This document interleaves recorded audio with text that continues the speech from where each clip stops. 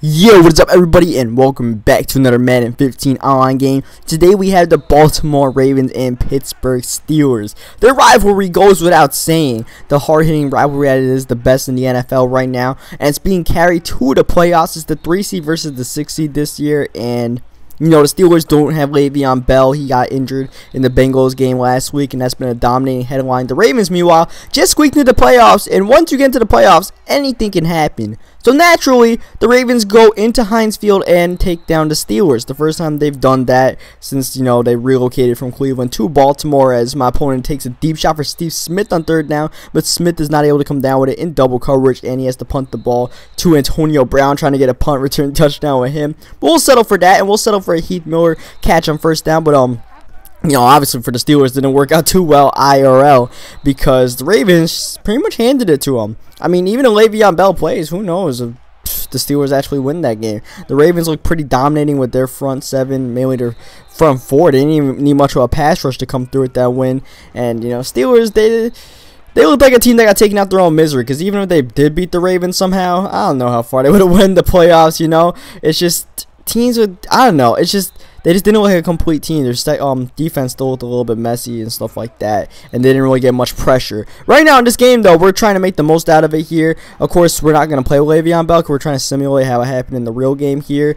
Though we do have the Steelers, so that's probably going to give us a better chance going in the sub game right now, especially with the way we're passing the ball with Roethlisberger, finding Heath Miller. But that's actually going to be Heath Miller's last play of the game, because he gets injured, kind of like the way he got injured in the actual game, except I don't think it was a concussion. It was a broken collarbone, so he's like out for the year or whatever. But yeah, we lose Heath Miller, and actually ended up being kind of having a big impact, because we had to bring in Matt Spate as a new tight end, and Spate isn't really much of a pass catcher. He's more of a run blocker, so you know, we had a little bit of a tough time working with that, though you did see Spate catch that touchdown pass. But yeah, the Ravens ended up beating the Steelers. And now they're going to Foxborough next weekend. Should be a pretty good game, man. As I run to the offensive line by accident, or else I would have been there. Instead, Owen Daniels actually ends up coming up the catch. Not enough for the first down, but since he did get that catch, he decided to think about going for it on fourth down. Went for it, almost got it, but didn't get it. He squeezed into double coverage and kind of should have had it there. But I believe that's Smith again who drops it there, as Spate's able to get the first down here. Spate's having a pretty decent game, filling in for Miller right away. Next play, though. Oh, Roethlisberger. Oh, I bet you he wants that one back. That was almost an interception. That was a drag route that Roethlisberger missed and almost went right, well, hit the dude right in the hands. Though the drive does continue, and third down and 4, we find Antonio Brown. Of course, when you're playing with the Steelers, you're looking for Antonio Brown as much as you can. So here, Antonio Brown getting the touchdown. We're up 14-0. Of course, this didn't happen in real life. The Ravens, you know, they did what they had to do, and you know, it was, I mean, it's, like I said, it's hard to say what the Steelers could have done. There's a lot of things the Steelers could have done differently to try to win that game. The Ravens just won the game.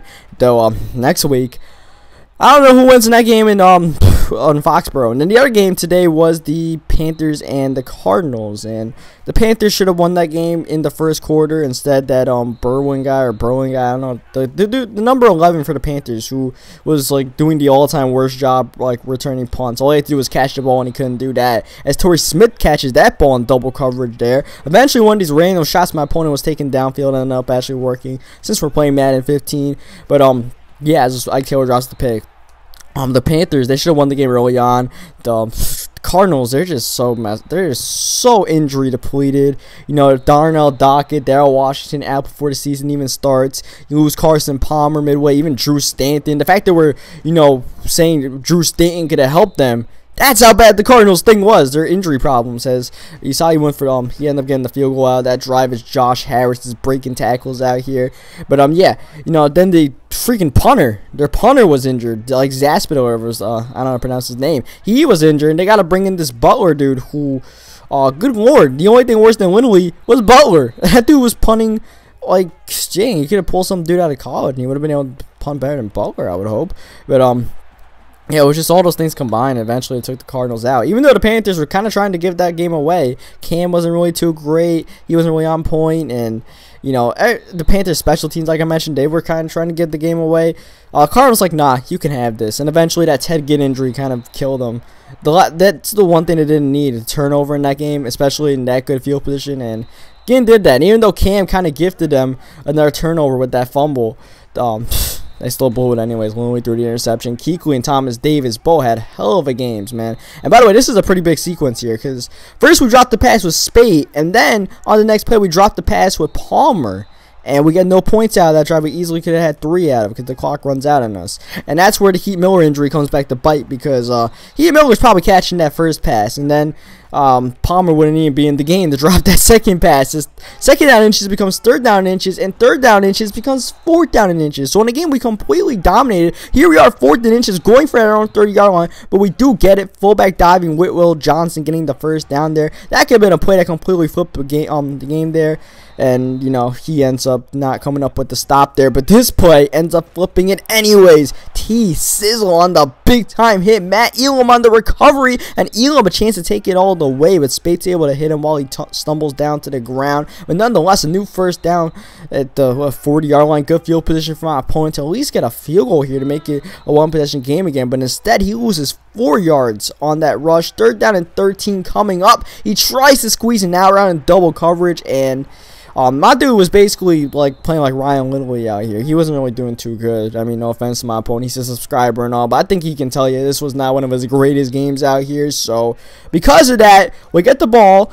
I mean, things weren't looking too good, but here we are, a chance to mash the gas pedal here and get another touchdown. We find Antonio Brown that play next time down, looking for more, but someone swatted that ball down. Second down, 10 coming up. We find Spate in the middle of the field, and Spate's having a pretty big game. Spate, you know, he had that one drop pass for halftime, but otherwise he's been pretty good as we find Lance Moore again for the first down. I don't know why Lance Moore is in the game in the first place. I don't know, it was the last time that dude freaking took a snap with the Steelers, you know, but we got him as the third string receiver because that's the way the depth chart was set up. And now, speaking of thirds, we got third down and 10 coming up, looking to convert, throwing it in the middle of the field and finding Marcus Wheaton there for the first down. Big first down there. He absolutely needed to get that stop. He did not get it. Now he's got to try to make a goal line stand and try to keep this a 2-possession game at least, and then hope something happens with offense. But Josh Harris breaks the tackle there, and we get the touchdown, and we probably should have not gotten, but I'm alright with that, man.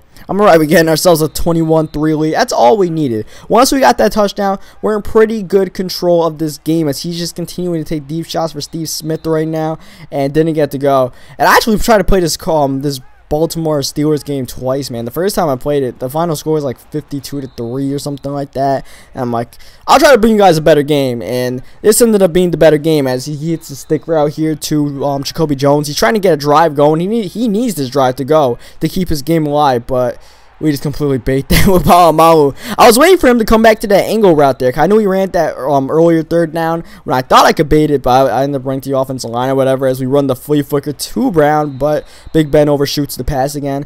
And that was the only thing that was really stopping me. Overthrows by Ben or drops. Otherwise, we were just dominating on offense as Harris wasn't really doing much running the ball. So Ben had to do it all by himself, and Ben had no problems doing that. This is the game people thought Ben might have had in the actual wild card game, but that didn't really happen. And, you know, Flacco and Harbaugh on the road, they got some magic going on. I think this is like their 7th road victory in the past like 7 years or something like that. It's crazy, man. You don't just win road playoff games, especially not at HEINZ Field. So they got a special duo, man. It's not a fluke. It's definitely not a fluke at this point as he hits Owen Daniels in the middle of the field. We punt the ball to him. It's like whatever. Even he gets a touchdown, he needs onside kicks and all kinds of stuff as he takes a deep shot again. And that's basically the best thing that was going for his offense. He got those two like random deep shots to Owen Daniels and one of the Smiths. I think Torrey Smith to go. Otherwise, his offense wasn't looking too good. As a big time drop there by I believe Jacoby Jones. Dude got absolutely cracked. Third down and 10. He throws it in coverage. Gets it to Smith on the curl route there.